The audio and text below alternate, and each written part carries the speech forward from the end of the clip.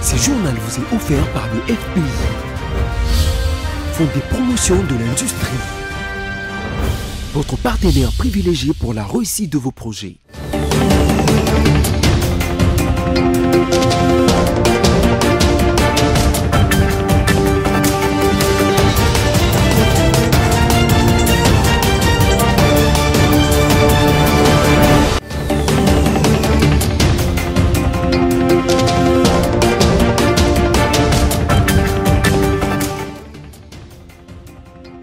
Nouvelle session d'information sur BC Télévision. Madame, Monsieur, bonsoir et bienvenue. Voici les sommaires.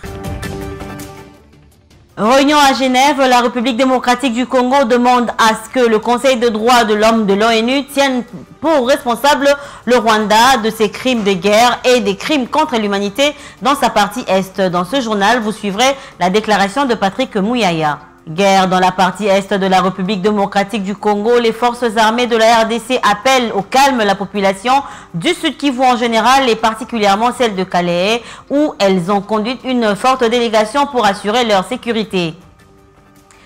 Après avoir franchi le cap de 3000 morts à Goma, la Cour pénale internationale lance une demande à la soumission d'informations sur la situation sécuritaire en République démocratique du Congo. Voilà tout pour le sommaire. Encore une fois, bonsoir et bienvenue. Si vous nous rejoignez, d'abord, dans un communiqué rendu public, le bureau du procureur de la Cour pénale internationale lance une demande urgente à la coopération et à la soumission d'informations de la part de tous les partenaires sur la situation sécuritaire en République démocratique du Congo, plus particulièrement à Goma, la capitale provinciale du Nord Kivu. Vous suivez ce récit de Roger Matadi. Les procureurs de la Cour pénale internationale CPI a lancé un appel à témoins sur les violences commises à Goma et dans la région. Selon plusieurs agences de l'Organisation des Nations Unies, au moins 2000 corps ont été enterrés et 900 autres sont toujours dans les morgues et les hôpitaux de la plus grande ville de l'Est de la RDC. Un nombre indéterminé des cadavres jonche encore certaines rues.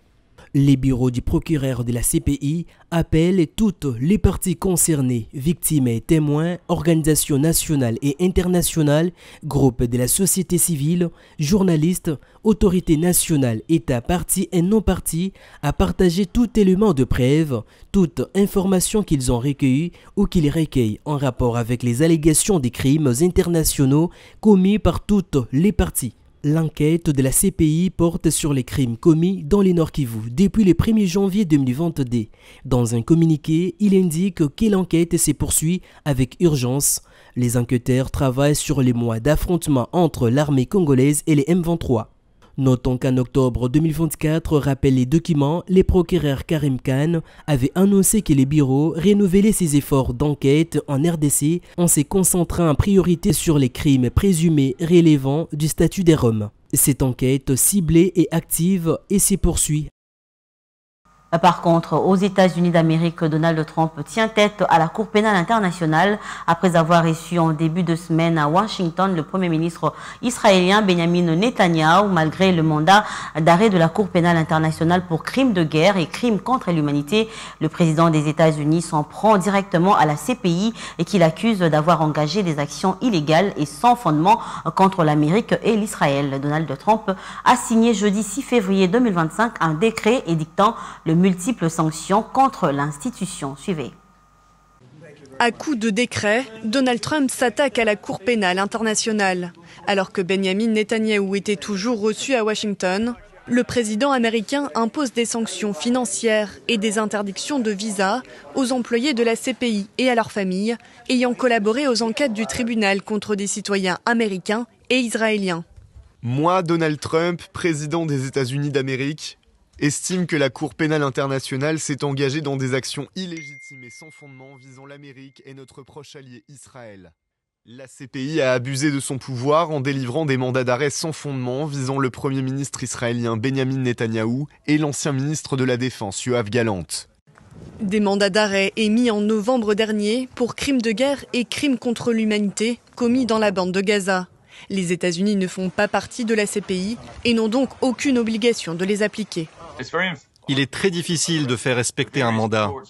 Les différents tribunaux mis en place depuis les années 90 n'ont condamné que très peu de personnes.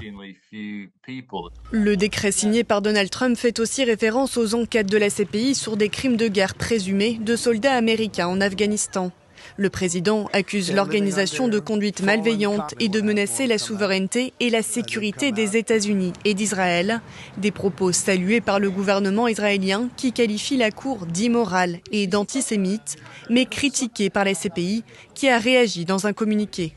La Cour soutient fermement son personnel et s'engage à continuer d'apporter justice et espoir aux millions de victimes innocentes d'atrocités à travers le monde, dans toutes les situations dont elle est saisie. Les pays occidentaux restent divisés face à la décision de la CPI de poursuivre Benyamin Netanyahou. Fragilisé par les attaques du président américain, la Cour demande à ses 125 membres de rester du côté de la justice et des droits humains. Et puis une réunion extraordinaire demandée par Kinshasa à Genève a réuni ce vendredi 7 février 2025 en Suisse les 47 pays membres du Conseil de droits de l'homme de l'ONU.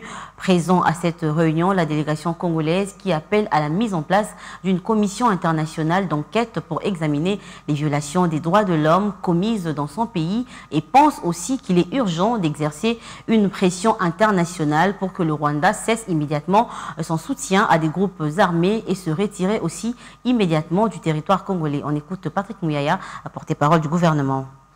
Le Rwanda porte une responsabilité directe dans ces violations, exposant ainsi les civils à des souffrances inimaginables.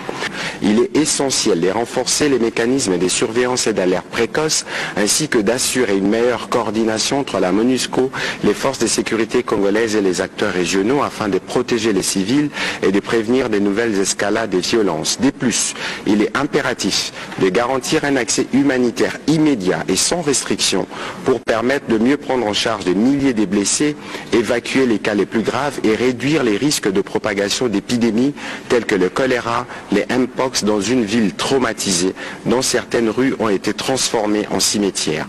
Nous rejetons fermement l'implication continue de certains États, notamment le Rwanda, dans le soutien logistique, militaire et financier à des groupes armés opérant sur notre territoire. Il est urgent d'exercer une pression internationale pour que le Rwanda cesse immédiatement son soutien à ces groupes armés et se retire tout aussi immédiatement du territoire congolais. Monsieur le Président, la République démocratique du Congo reste pleinement engagée dans la recherche de la paix et de la stabilité.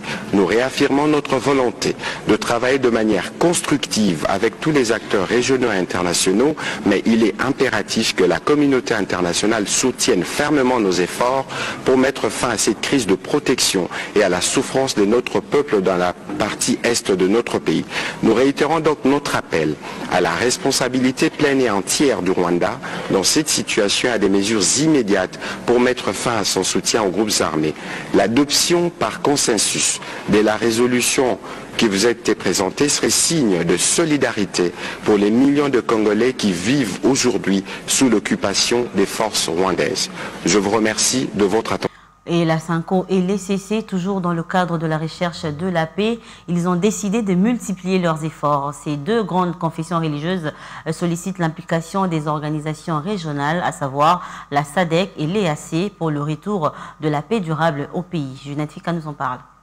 À travers leur initiative, intitulée « Pacte social pour la paix et le bien-vivre », les deux grandes confessions religieuses ont cette fois-ci demandé, à travers une correspondance, l'implication de la Commission de développement de l'Afrique australe SADC et la communauté de l'Afrique de l'Est EAC. La demande de la SYNCO et de l'ECC est motivée par une mobilisation collective et de recherche d'une approche holistique pour mettre un terme aux conflits qui dévastent. Dans leur correspondance, les responsables religieux ont insisté sur l'urgence de la situation et la nécessité d'un soutien accru de la sous-région. De l'autre part, quant à leur consultation, la SYNCO et l'ECC affirment avoir déjà obtenu le soutien de nombreux acteurs politiques de la société civile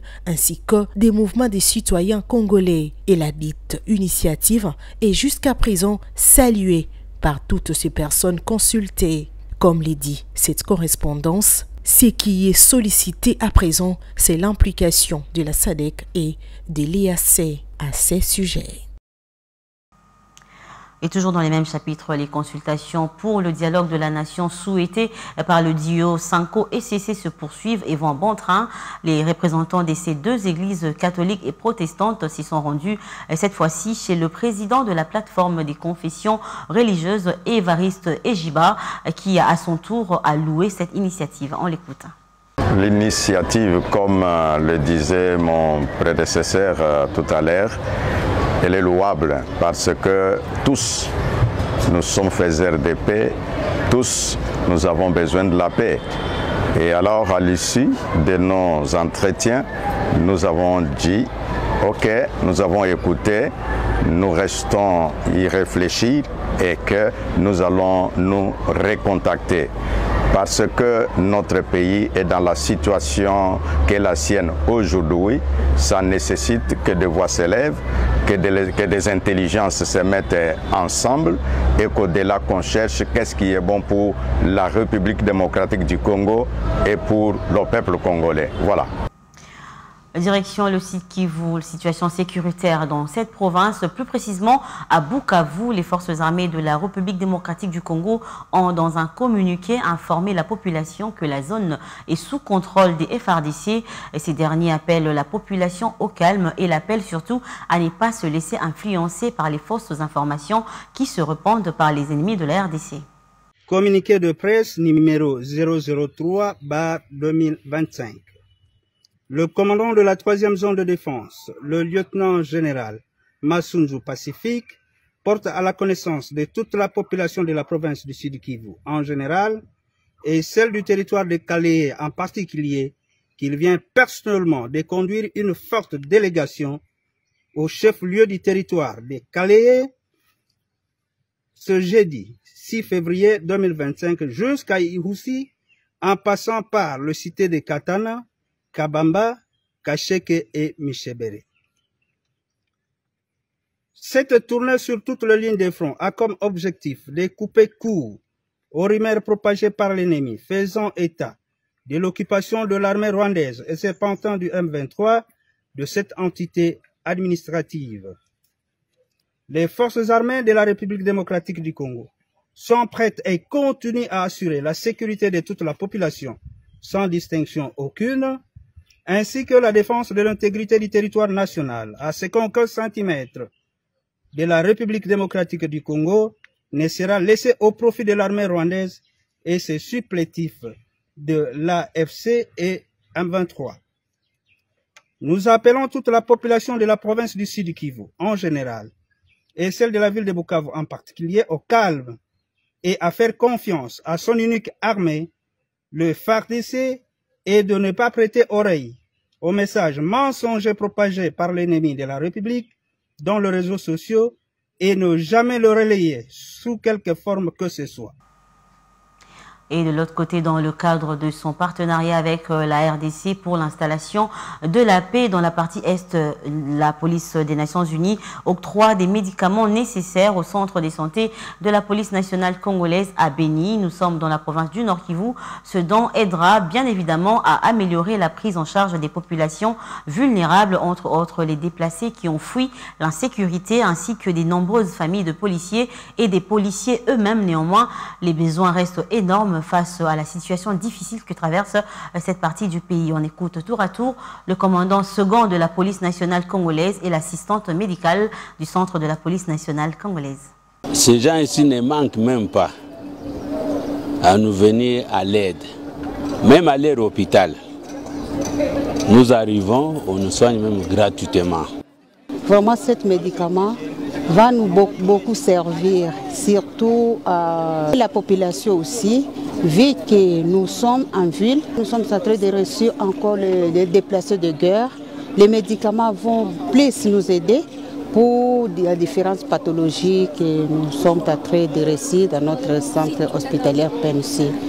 Ça fortifie encore et consolider notre partenariat entre MONUSCO à travers le service médical des Indiens MONUSCO Beni.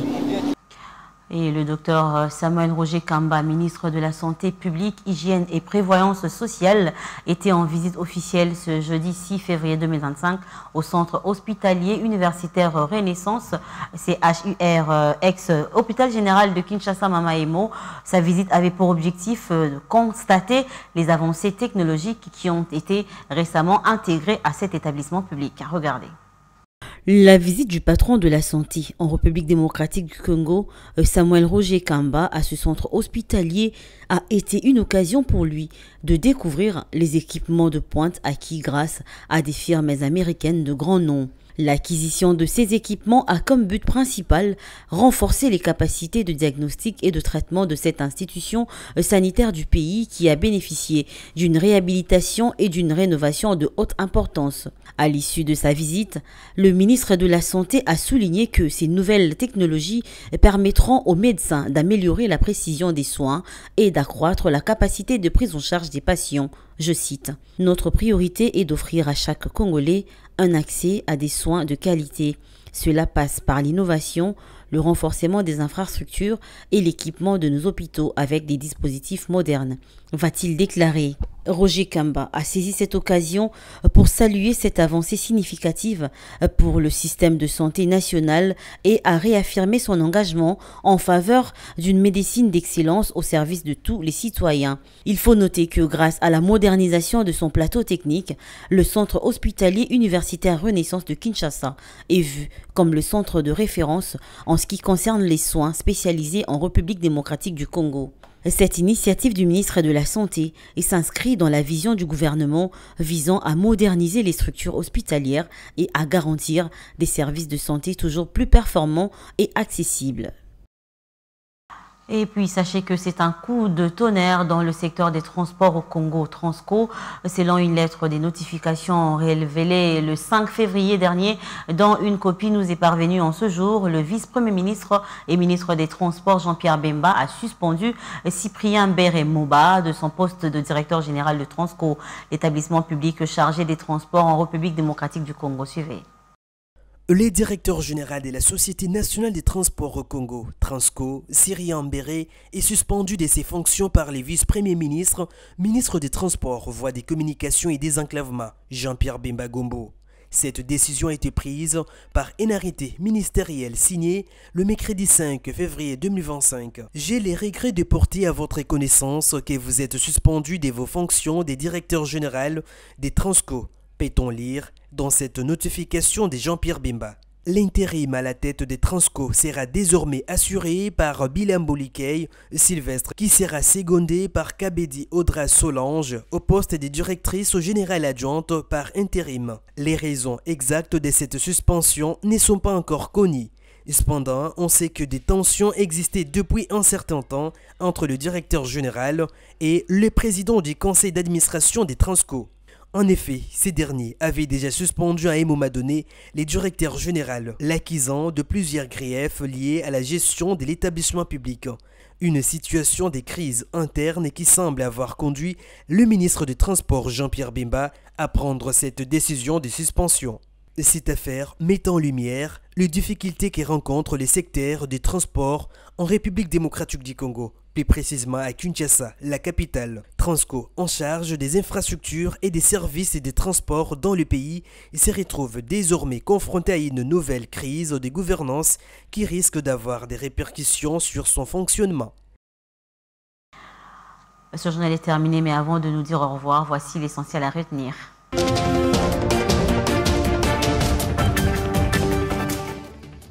Réunion à Genève, la République démocratique du Congo demande à ce que le Conseil des droits de l'homme de l'ONU tienne pour responsable le Rwanda pour des crimes de guerre et des crimes contre l'humanité dans sa partie Est.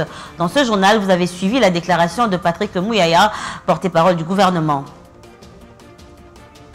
Guerre dans la partie est de la République démocratique du Congo, les forces armées de la RDC appellent au calme la population du Sud Kivu en général et particulièrement celle de Kalehe où elles ont conduit une forte délégation pour assurer leur sécurité. Et enfin, après avoir franchi le cap de 3000 morts à Goma, la Cour pénale internationale lance une demande à la soumission d'informations sur la situation sécuritaire en République démocratique du Congo. Voilà, ce journal est complètement terminé, Madame, Monsieur. Merci à vous de nous avoir suivis. Restez branchés au programme de BC Télévision et passez un très bon week-end. Au revoir.